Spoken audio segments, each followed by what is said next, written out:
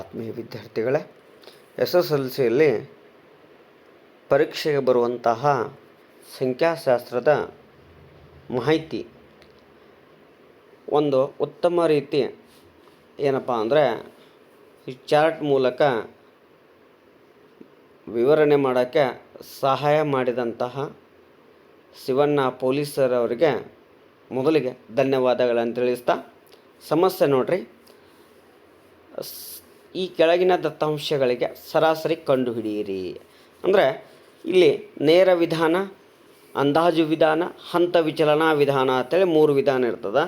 ಆದರೆ ಇಲ್ಲಿ ಯಾವುದು ವಿಧಾನ ಅಂತೇಳಿ ಕೊಟ್ಟಿಲ್ಲ ಅಂದರೆ ನಾವು ನೇರ ವಿಧಾನದಿಂದ ಬಿಡಿಸ್ಬೋದು. ಸೊ ಹಾಗಾದರೆ ಮೊದಲಿಗೆ ಮಧ್ಯ ಬಿಂದುವನ್ನು ಕಂಡುಹಿಡಿಯುವುದು ಗೊತ್ತಿರಬೇಕು. ಏನಪ್ಪ ಅಂದರೆ ವರ್ಗಾಂತರದ ಕೊಟ್ಟನಲ್ಲ, ಈ ವರ್ಗಾಂತರದ ಮೇಲ್ಮಿತಿ ಮತ್ತು ಕೆಳಮಿತಿಗಳನ್ನು ಕೂಡಿಸಿ 2ರಿಂದ ಭಾಗಾಕಾರ ಮಾಡಿದರೆ ನಮಗೆ ಏನು ಸಿಗ್ತದ್ರೆ ಮಧ್ಯ ಬಿಂದು ಸಿಗ್ತಾ ಇದೆ. ಅದೇ ರೀತಿ ಅಷ್ಟೇ ಅಲ್ರಿ, ಇದನ್ನು ಕೂಡಿಸಿರ್ಬೇಕಾದ್ರೆ 20 + 30 50, 50ನ್ನು 2ರಿಂದ ಭಾಗಾಕಾರ ಮಾಡಿದರೆ 25. ಬೇಕಾದಂತಹದ್ದು ವರ್ಗಾಂತ ತೊಗೊಳ್ರಿ. 40 + 50 90, 90ನ್ನು 2ರಿಂದ ಭಾಗಾಕಾರ ಮಾಡಿದರೆ 45.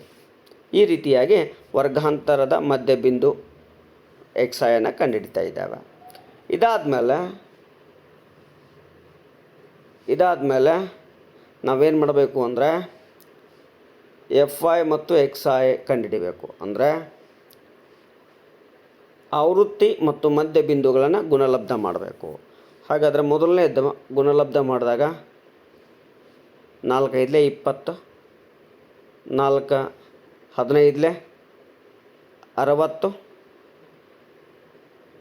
7 × 25 = 175, 10 × 35 = 350. ಈ ರೀತಿ ಗುಣಾಕಾರ ಮಾಡಬೇಕು. ಇನ್ನು ಗುಣಾಕಾರ ಮಾಡಿದ ಮೇಲೆ ಇವೆಲ್ಲವನ್ನು ಕೂಡಿಸ್ಬೇಕು. ಇವೆಲ್ಲವನ್ನು ಏನು ಮಾಡ್ಬೇಕು ರೀ? ಕೂಡಿಸ್ಬೇಕು.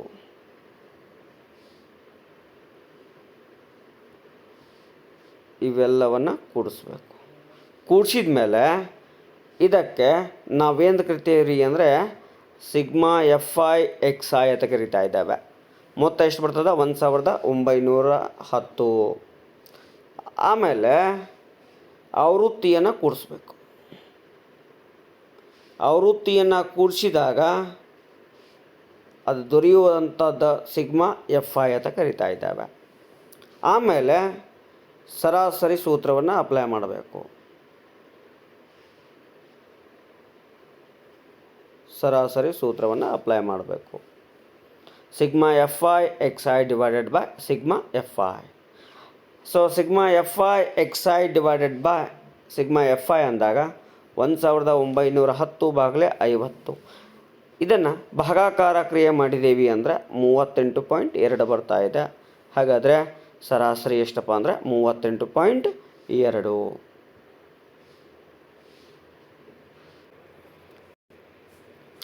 ನೆಕ್ಸ್ಟ್ ನೋಡ್ರಿ, ಈ ಕೆಳಗಿನ ಆವೃತ್ತಿ ಕೋಷ್ಟಕಕ್ಕೆ ಬಹುಲಕವನ್ನು ಕಂಡುಹಿಡಿಯಿರಿ. ಬಹುಲಕ ಅಂದರೂ ಒಂದೇ, ರೂಢಿ ಬೆಲೆ ಅಂದ್ರೂ ಎಷ್ಟು ರೀ? ಒಂದೇ ಆಗ್ತಾ ಇದೆ. ಹಾಗಾದರೆ ಈ ರೀತಿ ಕೊಟ್ಟಿರ್ತಾನೆ ರೀ, ಏನು ವರ್ಗಾಂತರ ಕೊಡ್ತಾನೆ ರೀ, ಆಮೇಲೆ ಆವೃತ್ತಿ ಕೊಡ್ತಾ ಇದ್ದಾನೆ, ರೈಟ್. ಇದನ್ನು ಕೊಟ್ಟ ಮೇಲೆ ನಾವು ಬಹುಲಕ ಬಿಡಿಸ್ಬೇಕಾಗಿತ್ತು ಅಂದರೆ ಒಂದು ಸ್ವಲ್ಪ ಇಲ್ಲಿ ಬಿಡಿಸಿದ್ದೇವೆ, ಮಾಹಿತಿ ತೆಗೆದುಕೊಳ್ಳೋಣ. ಏನು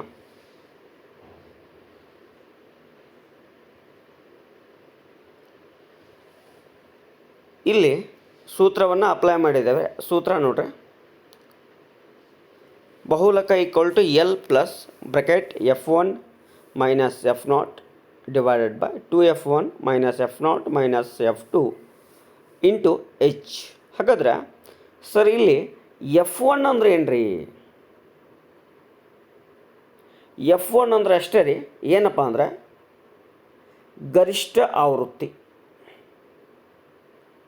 ಗರಿಷ್ಠ ಆವೃತ್ತಿ ಎಲ್ಲಿದೆ ರೀ? ಇಲ್ಲಿದೆ ನೋಡ್ರಿ, 7. ಇದು ಗರಿಷ್ಠ ಆವೃತ್ತಿ. ಇನ್ನು ಎಫ್ ನಾಟ್ ಅಂದರೆ ಗರಿಷ್ಠ ಆವೃತ್ತಿಯ ಮೇಲಿನ ಆವೃತ್ತಿ.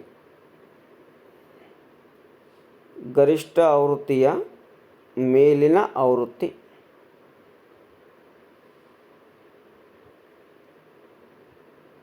ಇದನ್ನು ನಾವೇನು ಕರಿತೀವಿ ಅಂದರೆ ಎಫ್ ನಾಟ್. ಆಮೇಲೆ ಎಫ್ ಟು ಅಂದರೆ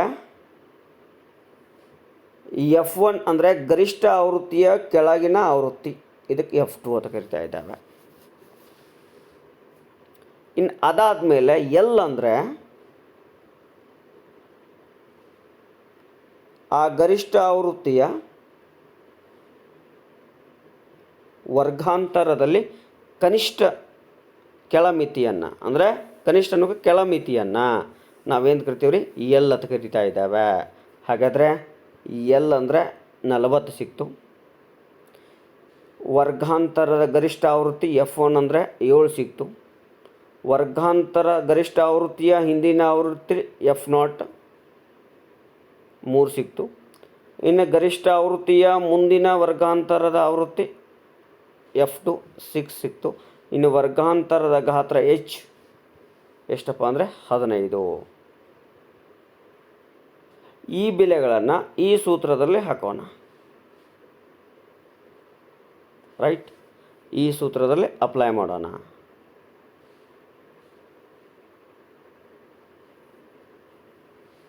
ನೋಡ್ರಿ,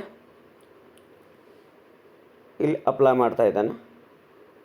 ಎಲ್ ಅಂದರೆ 40 ಪ್ಲಸ್ ಎಫ್ ನಾಟ್ ಅಂದರೆ 7 ಮೈನಸ್ ಎಫ್ ಒನ್ ಅಂದರೆ 7 ಮೈನಸ್ ಎಫ್ ನಾಟ್ ಅಂದರೆ 3 ಡಿವೈಡೆಡ್ ಬೈ 2.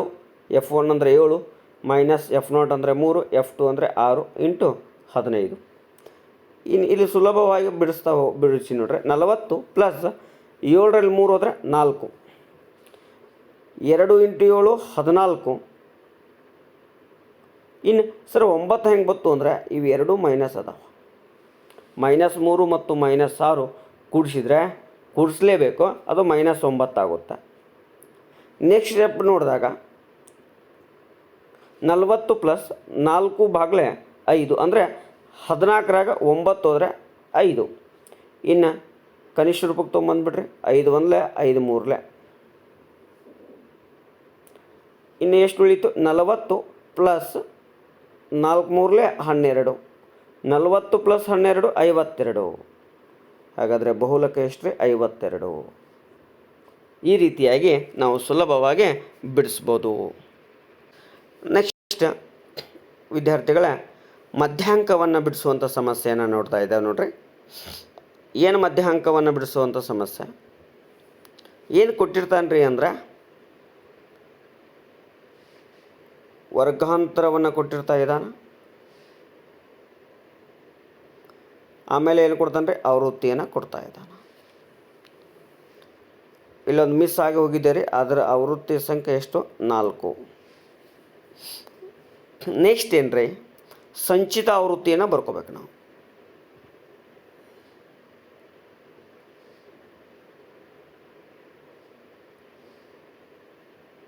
ಸಂಚಿತ ಆವೃತ್ತಿಯನ್ನು ಬರ್ಕೋಬೇಕು. ಸರ್ ಹೇಗೆ ಬರ್ಕೋಬೇಕ್ರಿ ಅಂದರೆ ಮೊದಲ ಆವೃತ್ತಿ ಏನಿರ್ತದಲ್ರಿ, ಆ ಆವೃತ್ತಿಯ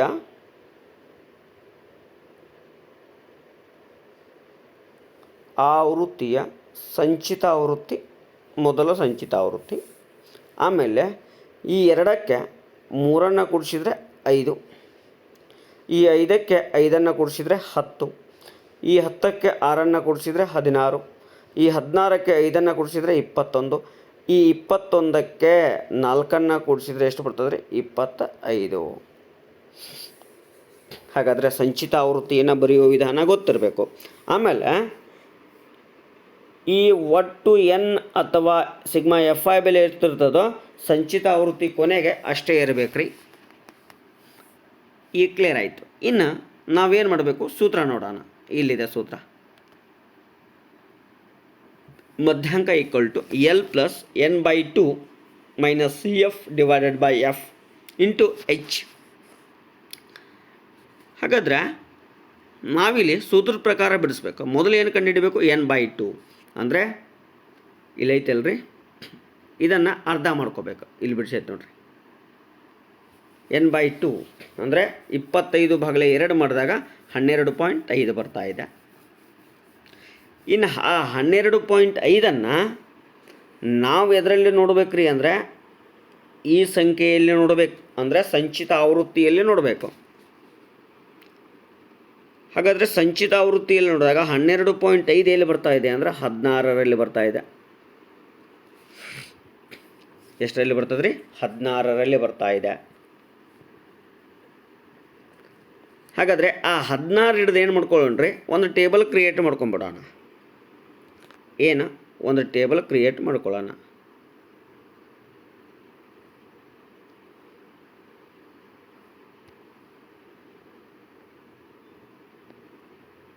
ಒಂದು ಟೇಬಲ್ ಕ್ರಿಯೇಟ್ ಮಾಡ್ಕೊಂಡೇವೆ. ಈ ಟೇಬಲ್ ಒಳಗಡೆ ವರ್ಗಾಂತರ 150ರಿಂದ 200 ಇದೆ. ಈ ವರ್ಗಾಂತರದ ಕೆಳಮಿತಿ ಅದನ್ನು ಏನಂತ ಕರಿತೇವೆ ಅಂದರೆ L ಅಂತ ಕರಿತಾ ಇದ್ದಾವೆ. L = 150. ಇನ್ನು H ಅಂದರೆ ವರ್ಗಾಂತರದ ಗಾತ್ರ, ಅದೆಷ್ಟು ಬಂದದ್ರಿ? 50. ಇನ್ನು N ನಾರ್ಮಲಾಗಿ ಗೊತ್ತೈತಿ 25. ಇನ್ನು ಈ ಬಾಕ್ಸ್ ಹಾಕಿನಲ್ರಿ, ಇದರಲ್ಲಿರುವಂತಹ ಆವೃತ್ತಿಯನ್ನು F ಅಂತ ಕರಿತೇವೆ. ಇದರಲ್ಲಿರುವಂತಹ ಆವೃತ್ತಿಯನ್ನು ಏನು ಕರಿತೇವೆ ರೀ? F ಅಂದರೆ ಎಷ್ಟು ರೀ? 6. ಹಾಗಾದರೆ ಆವೃತ್ತಿ ಎಷ್ಟಾಯಿತು? F = 6 ಆಯಿತು. ಇನ್ನು CF,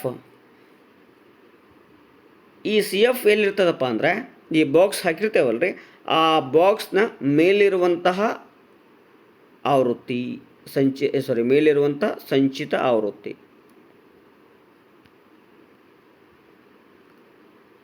ಎಷ್ಟು ಬಂದದ್ರಿ? 10. ಹಾಗಾದರೆ CF = ಎಷ್ಟು ಅಂದಂಗಾಗತ್ತೆ ರೀ? 10. ಇದು ಸಂಚಿತ ಆವೃತ್ತಿ. ಇನ್ನು ಬೆಲೆ ಸಿಕ್ತು. ಬೆಲೆಯನ್ನು ಈ ಸೂತ್ರದಲ್ಲಿ ಅಪ್ಲೈ ಮಾಡೋಣ. L + n/2 CF/F × H. ಹಾಗಾದರೆ L ಅಂದರೆ 150 ಇಲ್ಲಿದೆ ರೀ. L ಅಂದರೆ 150. n/2 ಇಲ್ಲಿದೆ ರೀ 12.5 ಮೈನಸ್ CF ಇಲ್ಲಿದೆ ರೀ ಸಂಚಿತ ಆವೃತ್ತಿ 10 / F 6 ಇಂಟು ವರ್ಗಾಂತರದ ಗಾತ್ರ 50. 12.5ರಲ್ಲಿ 10 ಹೋದರೆ 2.5 ಇಂಟು 50. ಇವೆರಡನ್ನು ಗುಣಾಕಾರ ಮಾಡಿ 6ರಿಂದ ಭಾಗಿಸಿದಾಗ ಎಷ್ಟು ಬರ್ತದೆ ರೀ? 20.83.